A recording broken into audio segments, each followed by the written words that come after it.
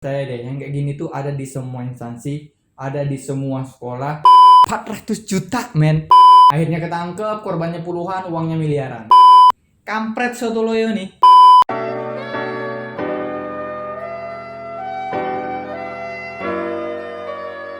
Halo, selamat datang kembali di channelnya Ibor 23 bareng aku, Ibor. Perhatian seluruh anggota kompi. Musuh telah ditemukan. Kompi serbu, persiapan beraksi ya. Wah, sasaran kabur. Damn, sial. Padahal hampir aja kita tangkap musuh kita nih ya. Ini adalah penjahat yang udah lama banget beraksi dengan kejahatan penipuan, guys. Pengen aku sikat. Apalagi yang kita bicarakan kalau bukan the man, the myth, orang.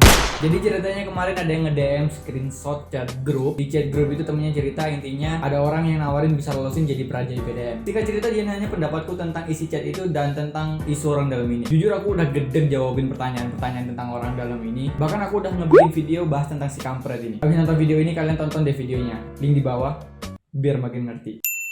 Tapi somehow banyak dari kalian masih nggak percaya sama omonganku dan lebih percaya omongan si kampret ini dan orang-orang yang jadi korban-korbannya. Nggak masuk akal, men. Tahun 2020 masih ada yang percaya, malah kalau dibilang itu malah ngebela. Ya itu wajar, emang dari dulu kayak gitu. Tulu, bebalnya tuh ori, nggak KW-KW. Maksudku kok bisa gitu? Nah, di video ini aku mau ngebahas tentang screenshot yang aku bilang tadi, karena isi chatnya bisa merepresentasikan pola-pola atau modus-modus yang bisa dipakai kampret-kampret ini. Yang bakal aku ceritain di sini kasusnya IPDN, tapi percaya deh, yang kayak gini tuh ada di semua instansi, ada di semua sekolah, dan modusnya hampir sama. Jadi tonton videonya sampai habis biar ngerti, biar nggak bebal. Langsung aja ke isi chatnya, ya nggak? Ya enggak lah, langsung enak aja. Subscribe dulu. Tombol like tuh, tombol like kalian sikat tombol like. Kalau enggak, aku yang akan sikat pacar kalian. Enggak ya. Subscribe aja kalau kalian mau. Oke? Ini dia. Hai, mau cerita-cerita nih. Cerita apa, Kak? Nadanya kayaknya emang gitu ya, karena yang mulai ceritanya ini cewek, baris kedua yang ngejawab nih cowok. Hai, mau cerita-cerita nih. Cerita apa, Kak? Tadi kan ada tetangga aku yang pejabat IPDN. Kebetulan dia pegang di Makassar. Nah, singkat cerita, mama aku disuruh datang buat ngasih tahu tentang IPDN gitu. Di rumahnya sekalian silaturahmi. Aku dom Jawa Barat ya. Temannya tetangga aku, dia tuh yang ngurus kuota Jawa Barat buat ke IPDN gitu, aku kurang ngerti. Gimana? Temennya tetangga aku, dia tuh yang ngurus kuota Jawa Barat buat ke IPDN gitu. Aku kurang ngerti. Jadi dia punya tetangga. Tetangganya punya teman. Dia yang ngurusin bukan pejabat yang di Guna Makassar tadi, tapi ini temennya. Oke, lanjut ya. Ada 2 orang. Aku nggak tahu lagi PSBB, tapi mereka masih bisa mudik, gak ngerti. Oke, lanjut cerita. Terus akhir dari pembicaraan tips-tips selain badan harus ideal dan lain-lain, dia ngomong. Katanya kalau mau isi kuota Jawa Barat bisa bantu asal bayar 400 juta gitu secara bertahap. Kayaknya emang bimbek gitu sih ya. Tapi mama aku ngomong sama yang kerja di IPDN juga, katanya bla bla bla. 400 juta, men. Biaya pendidikan kalian dari Latsar sampai kalian lulus IPDN aja nggak bakalan sampai segitu. Udah lulus pun nih ya, gaji kalian butuh nabung bertahun-tahun biar bisa lunasin 400 juta itu. Gila aja, nggak masuk akal. Terus dijawab lagi sama si cowok. Lalu, Kak, ada temennya yang nimbrung. Saya punya kakak ipar dosen di IPDN Jatinangor. Katanya sekarang sudah tidak bisa urus-urus gitu untuk akademiknya. Ini yang bener, bosku. Terus si cewek yang cerita tadi jelasin lagi. Aku tahu banget, mama aku pengen banget sampai kata mama, mau nggak nih mama mau maksain buat bayarnya. Terus aku mikir, enak juga ya. Tapi aku nggak mau banget. 400 juta ya Allah. Aku nggak ngebahas tentang 400 jutanya ya. Di beberapa daerah malah dulu aku pernah dengar ada yang 600 juta, 800 juta. Well, ayo kita bahas. Kecurigaan awal sebenarnya, 1, percakapan ini terjadi sebelum Juni. Artinya belum tahu tahapannya, udah tahu cara ngelolosinnya. 2, masuk IPDN nggak ada syarat berat badan, artinya badan nggak harus ideal. Yang artinya orang ini nggak paham sama sekali SPCP. Jadi cara-cara si kampret beraksi kayak gini tuh, dari yang aku baca tadi udah memenuhi 3 unsur yang biasa aku temuin dalam modus-modus kayak gini. Yang pertama, orangnya nggak jelas. Tahu kan tadi temennya tetangga aku yang pejabat ini nanganin ini, dan emang biasanya gitu, nggak jelas sumber yang bisa diikutin tuh yang mana. Emang sengaja dibulet-buletin, diputer-puterin gitu biar kalau ada apa-apa dicari tuh susah, men. Dan kalian tanya deh kayak yang katanya pernah ikut tes IPDN terus digagalin nyogok, ada oknum yang gini-gini, tanyain siapa orangnya. Nggak bakalan bisa mereka nunjuk sampai ke orang yang pasti, nggak akan bisa. Bakalan muter aja dari ini lewat ini. Belum lagi kalau dia bilang katanya. Nah yang kedua nih, 400 juta secara bertahap. Biasanya modelnya bayar saat lolos. Ini kayak aku ceritain cara-cara nipunya orang dalam. Mereka minta uang di awal sambil bilang kalau nggak lolos nanti uangnya bakalan dikembaliin, kalau lolos ya uangnya berarti udah dipakai buat bayar orang dalam yang dalamnya lagi. Gak masuk akal banget kan ya. Emangnya ngerti si kampret ini beneran ngurusin anaknya sampai lolos? Siapa tahu si anak emang lolos karena kemampuannya, tapi karena omongan-omongan manis mulut busuknya si kampret yang tadi itu. Si korbannya percaya kalau itu karena uang yang dikasih, jadi bakalan dibiarin aja uangnya. Terus kalau anaknya gak lolos, si kampret ini bakalan bilang berani bayar lebih tinggi, berani bayar lebih. Terus uangnya dikembaliin hanya 80% ya, karena yang 20% udah dipakai buat uang jalan lah, uang bensin, uang makan lah, macam-macam. Lumayan dia dapat 20-40 juta dari uang orang tua kalian tanpa ngapa-ngapain. Bajingan kan?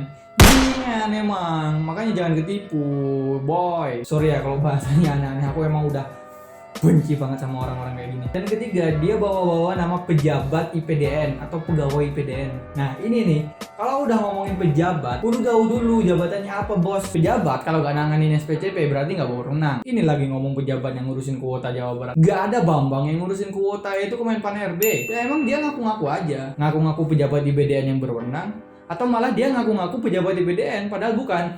Aku pernah cerita ya, oknum pegawai IPDN ngaku-ngaku bisa lolosin capra IPDN padahal dia bahkan bukan panitia. Akhirnya ketangkep, korbannya puluhan, uangnya miliaran. Ternyata ya sekedar pegawai aja di IPDN, gak ada urusannya sama seleksi peraja. Ada juga aku cerita tentang orang random ngaku sebagai pegawai BGD, bilang bisa ngelolosin jadi peraja. Akan jadi peraja IPDN, bayar segini.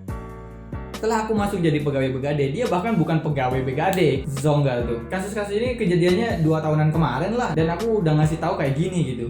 Itulah kalau bebal ke ubun-ubun.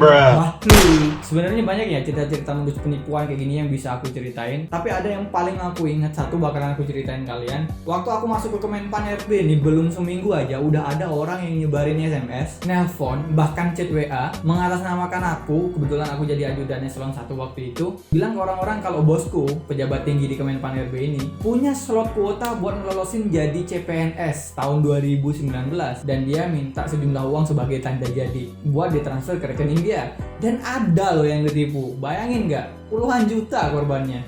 Jadi kurang ajar emang. Sikat ntar. Jadi kalau ada yang teriak-teriak orang dalam, dibohongin dan sebagainya, itu udah mendala di aku gitu. Yuk lanjut. Tapi yang aku sedih di sini tuh, si maknya malah nawarin gitu, mau maksain buat bayar. Why gitu. Kalau sikap sendernya udah bener ya, salut. Dengan hormat ya siapapun yang punya mak di chat ini. Aku tahu setiap orang tua pasti pengen yang terbaik buat anaknya, tapi sikap-sikap kayak gini yang bikin malah subur dan gak hilang-hilang kampret-kampret ini gitu loh. Oknum-oknum pejabat yang aku bisa ngelolosin seleksi. Karena buat orang-orang kayak mereka, si mak ini, beliau ini adalah peluang. Dimana ada peluang, di situ ada oportunis. Dimana ada kebutuhan, di situ ada penyedia. Dimana ada calon pembeli, di situ penjual bakal datang. Selama ada yang siap dan mau bayar, bakalan tetap ada nih kampret Soetoloyo nih nyari-nyari cara biar si mak tadi mau bayar. Entah yang bener-bener pejabat atau yang pura-pura pejabat, ngariung bentar. Dan ntar terjadi lagi transaksi nggak masuk akal karena bebal. Kalau udah kayak gitu ya, efeknya buat yang lolos jadi peraja IPDN, dia bakalan ngerasa dia udah ngeluarin sejumlah modal yang harus dia dapetin kembali. Karena nyari duit dari gaji halal bakalan lama, ujung-ujungnya ya korupsi. Buat yang nggak lolos, dia bakalan koar-koar kalau dia nggak diloloskan karena nggak mau bayar, dan akhirnya nuduh-nuduh semua angkatan 31 masuk dengan proses yang tidak bersih. Ujungnya karena dendam kesumat, dia bertekad gimana caranya semua orang percaya bahwa peraja IPDN masuk harus nyogok. Jadi dia gagal gak malu-malu banget dong. Aku bukan kurang belajar, tapi emang prosesnya gak bersih. Pernah juga ngalamin ya, udah capek-capek seleksi masih dibilang nyogok juga.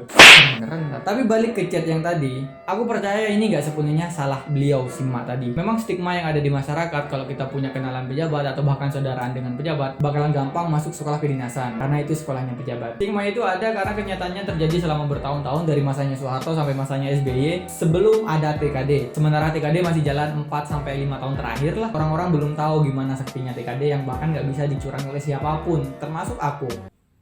Emang aku siapa? Jadi wajar kalau masih ada orang-orang yang terjerumus dengan omongan-omongan si kampret dan mulutnya yang bau busuk tadi ya. Karena emang belum paham gitu. Yang kedua, menurutku ini terjadi karena orang-orang nggak santuy. Karena emang ya orang kalau nggak paham dia bakalan nggak santuy. Artinya dia bakalan panik. Orang panik gampang digoblok-gobloki. Makanya saya selaku komandan kompi selalu bilang ke anggota-anggota kompi yang nonton channel YouTube ini, kalem hero, santuy, tenang tapi tetap fokus. Jadilah anggota kompi yang tenang tapi mematikan. Terus selanjutnya gimana nih Dan? Saya ikut gedek nih jadinya. Santuy. Ingat, anggota kompi bertindak terarah dan terukur. Kalem hero.